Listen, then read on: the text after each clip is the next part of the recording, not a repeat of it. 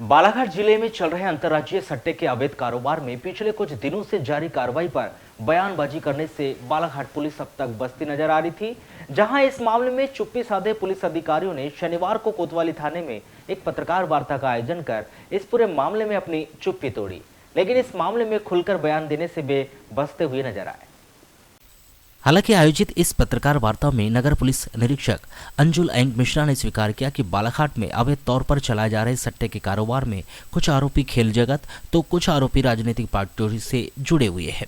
लेकिन आरोपी किस किस पार्टी से जुड़े हैं, उन आरोपियों में किन किन लोगों के नाम समावेश है, इनका खुलासा पुलिस के द्वारा नहीं किया गया। वहीं सट्टे के अवैध कारोबार में नामचीन आरोपियों और शासकीय कर्मचारियों के नामों का खुलासा करने से भी पुलिस बसती हुई नजर आ रही है।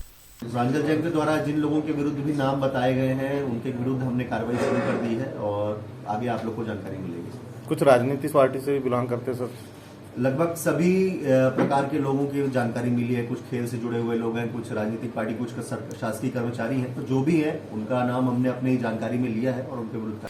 शनिवार को आयोजित पत्रकार वार्ता में सीएसपी श्री मिश्रा ने बताया कि अब तक सट्टे के अवैध कारोबार में लिप्त मुख्य आरोपी प्रांजल जैन सहित अन्य आरोपियों की गिरफ्तारी की गई, जिनकी निशानदेही पर इस अवैध कारोबार में लिप्त करीब 32 लोगों के खिलाफ मामला दर्ज कर उन्हें नोटिस जारी कर पूछताछ की जा रही है।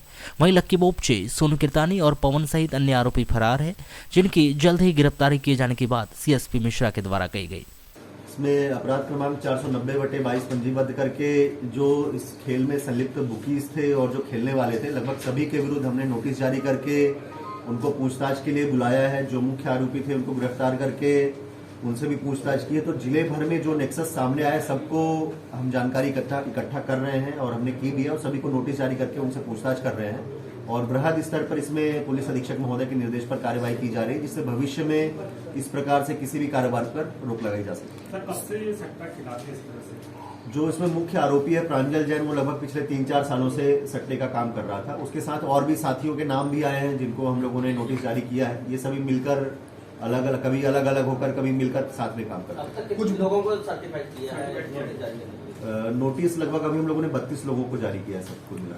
सर कोई मिश्रा का भी नाम आया बताए जा रहे हैं, कुछ फरार बुकी बताए जा रहे हैं। जी कौन कौन फरार? काफी बुकीज फरार है, जिसमें लकी बोपचे है, सोनू किरतानी है, पमन है और इस प्रकार के और भी लोग हैं जिनकी शोहरत है पहले से सट्टा खिलाने की। उनको भी हम सरगर्मी से तलाश कर रहे हैं और जैसे ही वो मिलेंगे तो उनसे सख्त तरीके से पूछताछ करके उनके ऊपर विरुद्ध भी कार्रवाई करेंगे। बड़े नामों का खुलासा किया है प्रांजल जैन जिसको गिरफ्तार किया गया।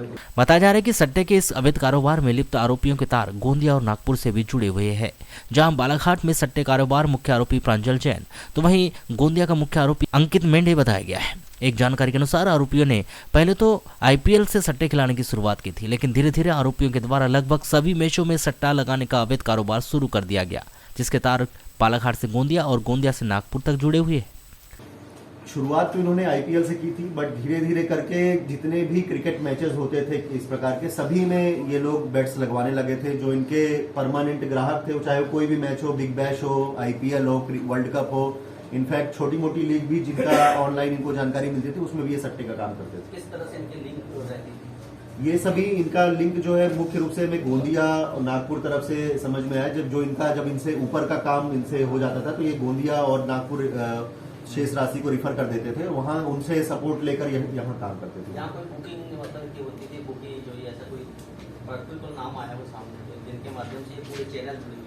एक हमने जो अपराध पंजीबद्ध किया है उसमें अंकित मेंढे नाम का आरोपी जो है, जो गोंदिया निवासी है, वो इन सब का एक तरह से सरगना टाइप से था, जो इनको ऊपर का सपोर्ट करता था। अगर ये राशि उससे ज्यादा उनको खिलाना होता था तो वो उससे राशि लेकर आगे का काम करते थे।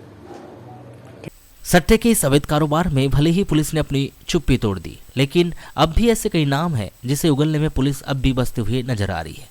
अब देखना यह दिलचस्प होगा कि सट्टे के इस अवैध कारोबार में लिप्त राजनीतिक दलों से जुड़े लोग, खेल जगत से जुड़े लोग, नामचीन व्यापारी और शासकीय कर्मचारियों के नामों पर पुलिस अपनी चुप्पी कब तोड़ती है। वहीं देखना यह भी दिलचस्प होगा कि पुलिस इन नामचीन लोगों के नाम सार्वजनिक करती भी है या नहीं।